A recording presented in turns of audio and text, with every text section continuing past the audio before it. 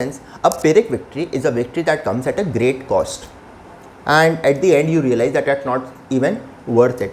So it relates to this king whose name was Pyrrhic, who defeated the Romans in 279 BC but lost so many of his troops that eventually it became nullity in terms of what he had achieved. Today, consciously or unconsciously, we are all involved in a rat race on the career front. Each of us, we want to move to the next orbit of growth.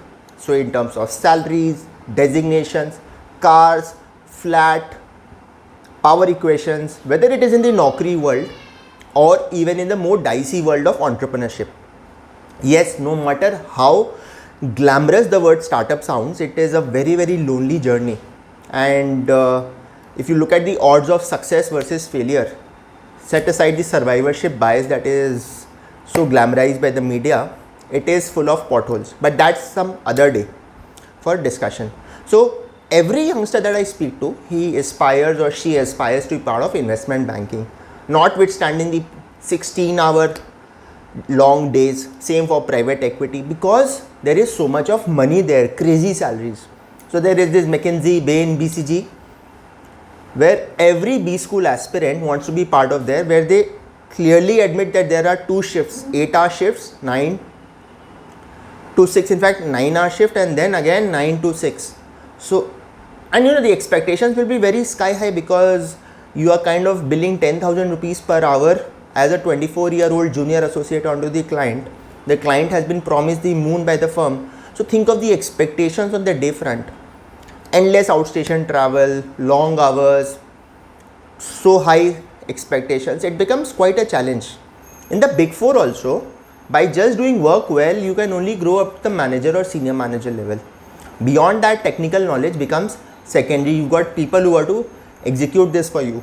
Your job is to bring dhanda. And even if you can lick boot and bring business, you will be promoted.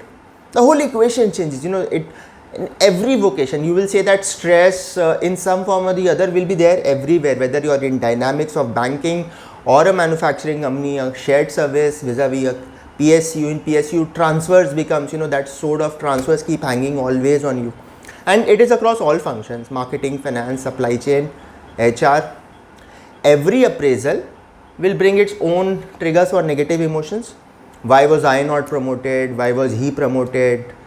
Management likes that person more, bonuses, ratings, and each job becomes stressful beyond a point. And social media makes it all the more worse, because everyone is busy flaunting his or her accolades there.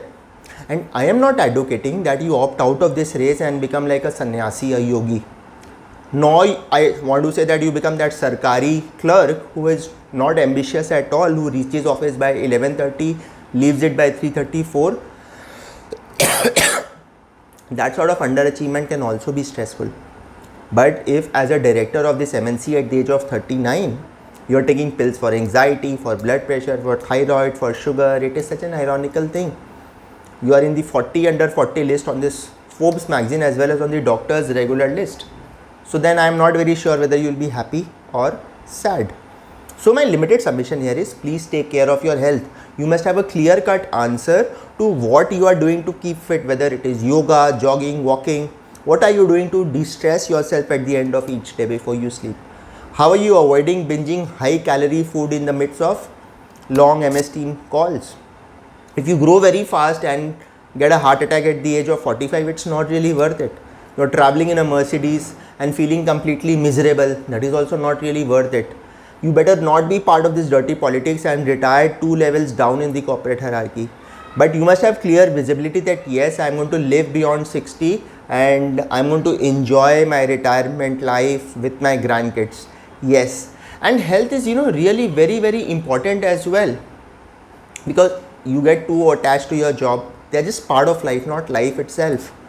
And Anil Ambani, he had gone to US for a roadshow in the early 2000s, and someone told him that I'm not going to invest in your company. You're so fat and bulky.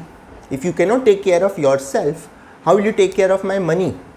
So it hit Anil Ambani so hard that he started practicing as a marathoner, and in a few years he ran the 40 kilometers Mumbai marathon. And health really matters. I recently was interviewing a youngster. The sheer reason that that youngster was 110, 115 kgs was such a big deterrent in my mind that he was literally, panting while speaking. Half नहीं आ रहा था उसको बात करते समय. That was because of overweight. And why would you want to recruit that kind of an unfit person? So health really makes a lot of sense, that you are not chasing a sort of a victory like that king Firik, so which eventually means nothing. So friends, I will reiterate, please take care of your health. Apart from chasing your career goals, your health goals are equally important. Thank you. Bye bye.